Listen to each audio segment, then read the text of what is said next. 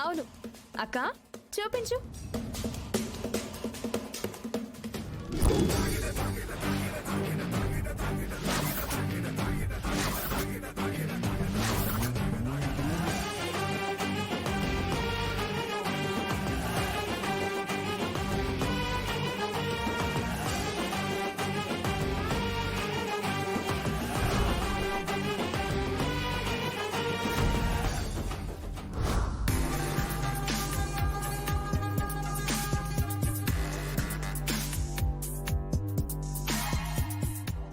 అయ్యో అంకుల్, ఏంటి షాక్ అయ్యారా? నన్ను మత్తులో పడుకోబెట్టి అమ్మమ్మ గారి దగ్గర దొరికేలా చేద్దాము అనుకున్నారు. మీ కర్మకాలి మాకు దొరికారు.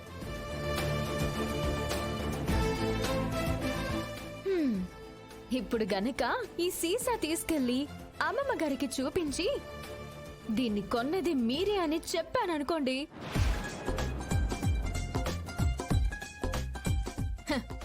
ఆ తర్వాత ఏం జరుగుతుందో ఒక్కసారి ఊహించుకోండి.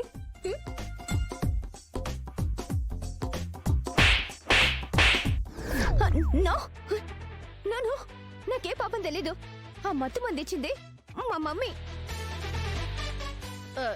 ఇచ్చింది నేనే అయినా తెచ్చింది మా ఆయన. శిలా పాపం తలా పిడకడని చేసినా వెదవ పని ముగ్గురు కలిసే చేశారన్నమాట.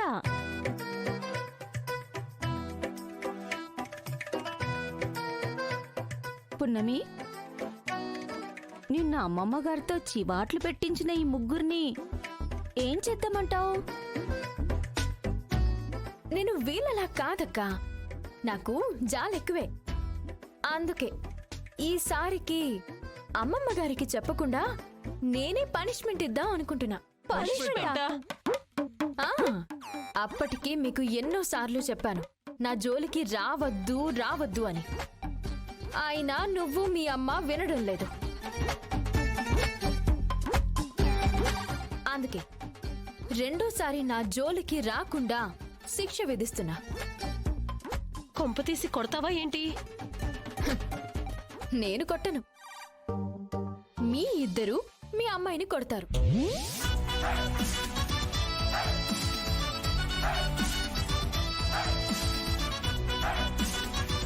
మేమిద్దరు మా అమ్మాయిని కొట్టాలా?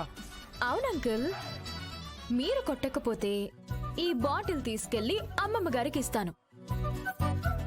ఆ తర్వాత ఆవిడే మీకు భాగ్యం, అత్తయ్య ఆ పూలిలా తీసుకురమ్మా. అలాగే అత్తయ్య. వైషు, అమ్మా వైషు, ఆ ఫ్రిడ్జ్ లో ఉన్న పళ్ళు తీసుకురా. అత్తయ్య, ఇవి ఇక్కడ పెట్టేసి నువ్వు వంట పనులు చూసుకో. సరే. ఏది తక్కువ కాకూడదు, అర్థమైందా? అలాగే అత్తయ్య. వెళ్ళు. వైషు, అక్కడ బయట పెట్టినవన్నీ తీసుకొచ్చి లోపల పెట్టేసి. అలాగే అమ్మా. ఇంకా ఏం కావాలన్నా కూడా నిన్నే అడుగుతాను. నాకు అందుబాటులో ఉండు, సరేనా? సరేనమ్మా. పున్నమి, దేనికోసం చూస్తున్నావమ్మా? స్టూల్ కోసం చూస్తున్నాను అత్తయ్య. స్టూల్ కోసం చూస్తున్నావా? అదిగో ఆ మూల నుండి చూడు. అదిగో పృథ్వీ వచ్చాడు కదా, వాడికివ్వు. వాడికైతే తేలిగ్గా అందుతుంది. అయ్యో, నేను కడతానులే అత్తయ్య, ఆయనకెందుకు శ్రమ? అంటే తోరణం కట్టడం కూడా శ్రమ అనుకునే బద్దకస్తుడిలా కనిపిస్తున్నానా? ఇలా ఇవ్వు.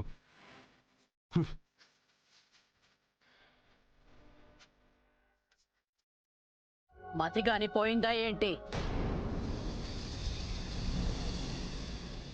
కళ్ల ముందు మొగుణ్ణి పెట్టుకొని నిజంగానే వచ్చారా అని అడుగుతావేంటి?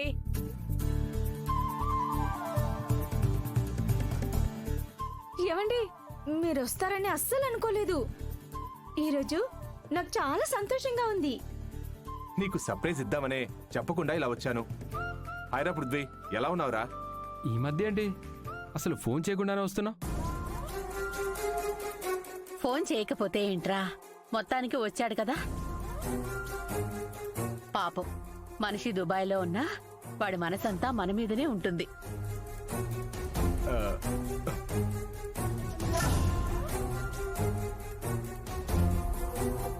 హలో బావా, నువ్వేంటి ఎండాకాలంలో వచ్చే వర్షంలాగా ఎప్పుడొస్తావో తెలీదు, ఎప్పుడు వెళ్తావో తెలీదు.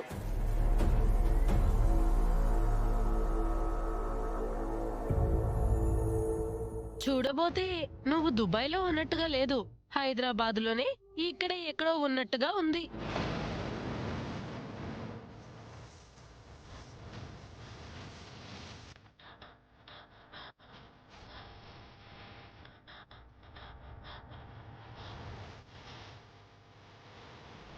హైదరాబాద్ లోనే ఉంటే మన ఇంట్లోనే ఉంటాడు కదమ్మా. కానీ మనకి తెలియకుండా వేరే దగ్గర ఎక్కడుంటాడు, ఎలా ఉంటాడు?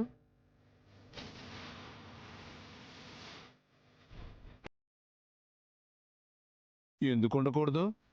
మనకు తెలియకుండా సిటీలో ఎవరినైనా మెయింటైన్ చేస్తున్నాడో ఏమో.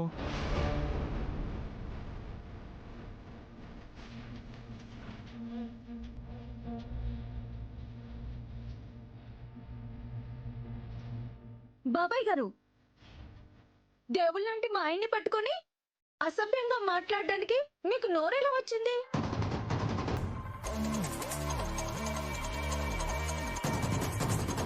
తప్పే ఉంది. మీ ఆయన ఏమన్నా దుబాయ్లో ఉన్నట్టుగా వస్తున్నాడా? హైదరాబాద్లో పక్క సందులో ఉన్నట్టుగా ఉంది. రాత్రి వస్తాడు, పొద్దున్నే వెళ్ళిపోతాడు. మా ఆయన అంటవేంటి? మీ ఆయన వాళ్ళకొని చూసిన ఎవరైనా సరే ఇలాగే అంటారు. నోరు మూస్తారా? వాడు మీ అల్లుడే. వాణ్ణి పట్టుకుని అలా మాట్లాడడానికి మీకు నోరెలా వచ్చింది?